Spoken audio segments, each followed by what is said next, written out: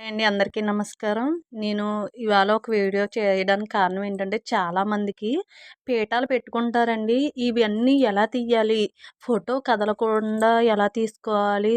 Photo కదిలిపోతుందేమో అని చాలామంది ఈ ఇంట్లో పెట్టుకున్న వాళ్ళ గురించయితే నేను చెప్తున్నానండి. నేను కూడా గురుస్వామిని అడిగి మీకు ఏదైనా ఇన్ఫర్మేషన్ నాకు తెలిసినా, తెలియకుండా చెప్పడం కాకుండా, నాకు పూర్తిగా తెలిసాక చెప్పడం అనేది నేను అందరికీ మేలు చేసినట్టు అవుతుందని నేనైతే చెప్తున్నానండి. చాలామందికి పీఠాలు ఎలా పెట్టుకుంటారో చెప్పాను. పీఠానికి నేను దుర్గమ్మ తల్లికి కూడా ఎలా చెప్పానో, అయ్యప్ప స్వామికి కూడా నేను అలాగే చెప్తున్నాను.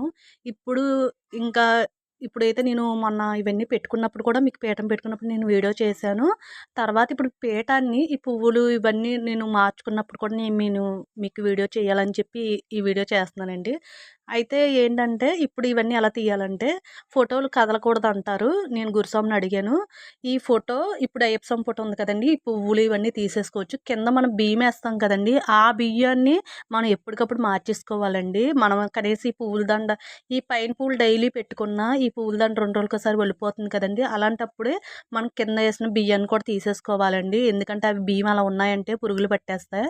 అలా ఉంచకూడదని గురుస్వామి చెప్తున్నారు. ఫోటోని మొత్తానికి తీయకండా ఇలా వంచి చేత్తో బియ్యాన్ని తీసుకోవచ్చు. మళ్ళీ ఫోటోని ఇలా వంచి అంటే పీఠం మించి అటు ఇటు వంచుకుంటూ బియ్యాన్ని తీసుకోవచ్చు. మనం ఇంట్లో ఎప్పుడైనా సరే మనం పీఠం పెట్టామని అంటాం గానీ, ఫోటో పెట్టామని అనం కాబట్టి మెయిన్ ఈ పీఠాన్ని కదపకుండా, ఈ పీఠాన్ని పైకి ఎత్తకుండా మనం ఈ పువ్వులు ఇవన్నీ కూడా మనం క్లీన్ చేసుకోవచ్చండి. అయితే ఈ అయ్యప్పని కూడా మనం పైకి ఎత్తకుండా ఆ పీట మీద ఇలా వంచి, అలా వంచి కూడా మనం బియ్యాన్నయితే తీసేసుకోవాలి. మళ్ళీ బియ్యం పోసుకొని మళ్ళీ మనం ఇవి ఈ వినాయకుడు, కుమారస్వామిని ఇవన్నీ కూడా మనం తీసేసినా పర్వాలేదండి.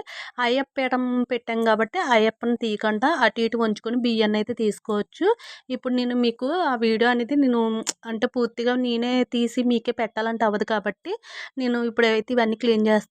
చేసిన తర్వాత మళ్ళీ క్లీన్ చేసాక మళ్ళీ నేను చెప్తే పెడతానండి.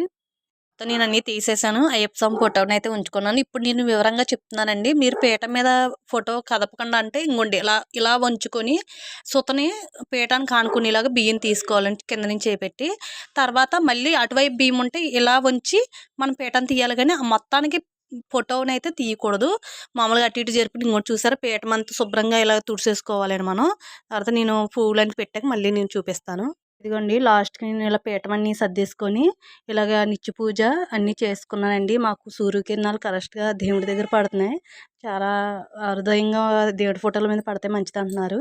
నేను ఇంగోండి ఇలా పీఠమన్నీ సర్దేసుకున్నాను. ఇలా అయితే పూజ అయితే చేసేసుకున్నాను. మీరు కూడా ఇంట్లో ఇలాగే ఈజీగా చేసుకోండి.